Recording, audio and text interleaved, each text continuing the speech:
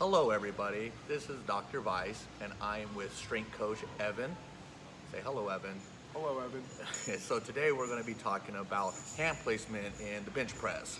The differences like with close grip, regular, medium, width, and wide, the pros and cons of each one, and try to help you find your sweet spots for your bench. So this is what we're going to do.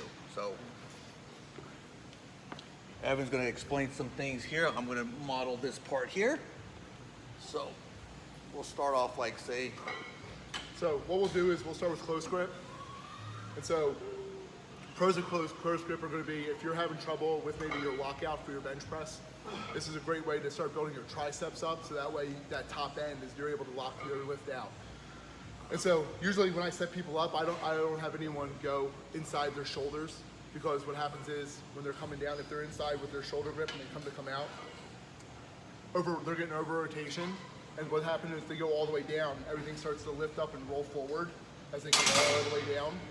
So as you can't really see here, Dr. Weiss's shoulders are starting to really roll.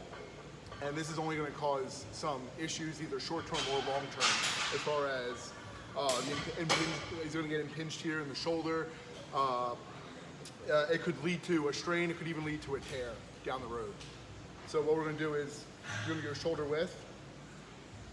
He's coming down. So what we're also trying to do is have a straight line from the elbow to the wrist in any of our presses, whether it's your normal power grip, close grip, or wide grip.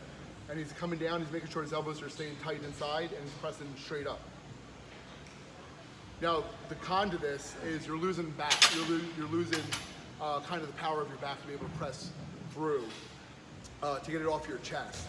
So as he comes down, he can still pull the rib cage up, but he's not going to get as much explosion from his back as he would as if it was a medium or a wide grip.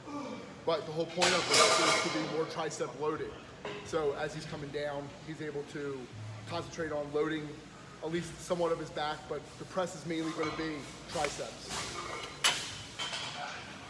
then we'll go a little bit, so that was close grip, now we're going to go a little bit wider on the benefits of this one here. So on a regular one here, just like what we're talking about, or Evan could explain, since I'm like pulling up. So here, coming down, you get to use your back a little bit more, Yep. have a little bit more technique. So go ahead, you can walk us through that, Evan. 'Cause I don't know how well they can hear me from this angle.